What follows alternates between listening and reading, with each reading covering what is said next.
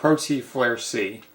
So you're going to run this play. One of the key things is that you can not really level read on it, but all linebackers, those interior linebackers, are going to stay in on this play. So basically, if the man uses one of these corner types, you're going to have a guy that's going to be wide open. And obviously, wherever he goes from there, that's going to be the basis of your quarterback run opportunity. You know, if he's got cover guy high, you know, you're going to run low and vice versa. So let's talk about a couple of routes here. First thing is we got a quick hitter. So if you see that cornerback pull up, and there's a couple other situations where that'll happen, is you can just go straight to that guy and dump it into him. Doesn't have to be a super accurate quarterback, although that never hurts. Now, if you leave it there for a while, right, he's going to come out in this middle area. Again, not a hard, difficult throw, but it's an easy play, and guys will try to trap or bait you to go to that guy because it's going to be running back number 2 on that play. So another thing we got to talk about is wide receiver number 2. So if you watch the motion on the bottom here, now this one, you know, he just beats him on a matchup right there, and I'm not going to throw it to him just on that cheapie. Let's see if we actually get the ball back. We get the ball back, and I got a freaking offensive lineman, so I'm going to run it for a first down. One of the key concepts on this play that you have to master is if you watch the free safety and he comes down, here he hasn't been compliant, so I'm just going to throw a quick hitter. If that free safety, or not free safety, strong safety comes down on this play, then, oh my goodness, the guy is horrible. Again there, right, just run the football. Typically you're going to run it to the top because that's where you have the space. Not required, but so now here you see he comes down, he stops on the play, and your wide receiver number 2 is going to get right behind him.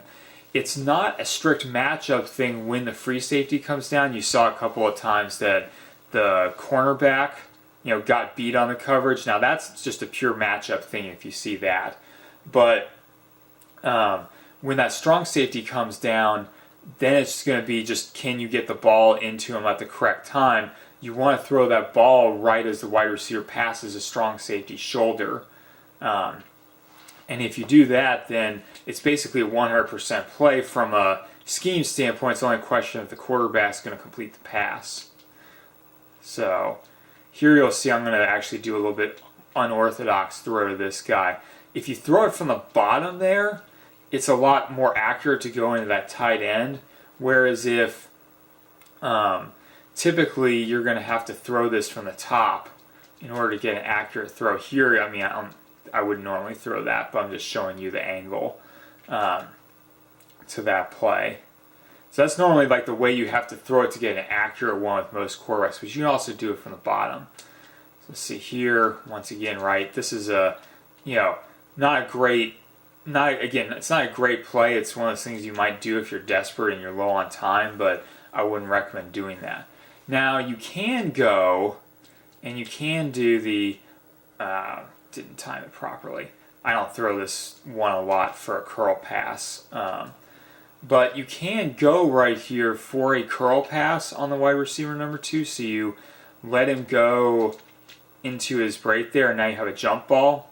But because of how he runs his route and the timing of that and some other things, it's not really that reliable of a play to do that. Plus, right, is you're typically got the guy here, that's a double cover. Typically, you're not going to throw into that double cover situation because the cornerback will catch it even though you have the free safety beat. Or why do I keep calling it free safety? Strong safety beat. So you notice I just held the ball there. Now, if you were playing against a really weak defense and a guy like Andre Rison, you might. But that's not really the play that you're going for on that. So let's see what else we have to talk about here. Let's start doing call plays. So call play in this situation, running back number 2 is going to be the open guy here. But again, the man should lunge for him because you know he's going to be open at that point. If you see that look, the only other play he's going to be able to run is that T power dive in this case. So he should just be able to do that.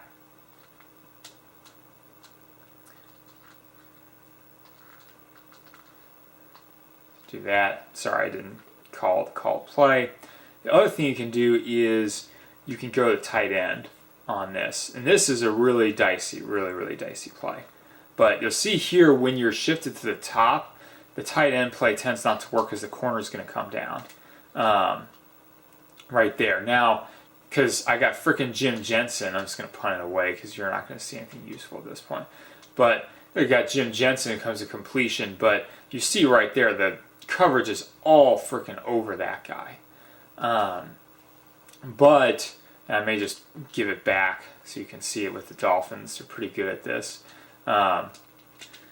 Normally in that tight end situation, I'm just moving the ball to the bottom. Normally in that situation, that's not a place you want to go. But if you're shifted to the bottom, now it's a much better throw. So here, right there, you see he's got that little gap. And again, it's going to depend on that receiver. You also want, so the thing that's not really intuitive is you also want that. So you want the guy to be able, like you kind of want an inaccurate quarterback to run this. So if you had somebody like Wade Wilson with Steve Jordan, that's a play that you would actually like to see on that, as opposed to him leading it right out there, right? So obviously the faster the player is, the less likely that type of throw is going to be effective. And then again, shifted to the top, it's really pretty iffy situation. See if I can get that to show you one more time. Get it out, shift it to the bottom, and then we'll give it one more whirl. Right there. Gets it right in that hole there. Again, Jensen's not slow, he's just relatively slow, and that's what makes this play work.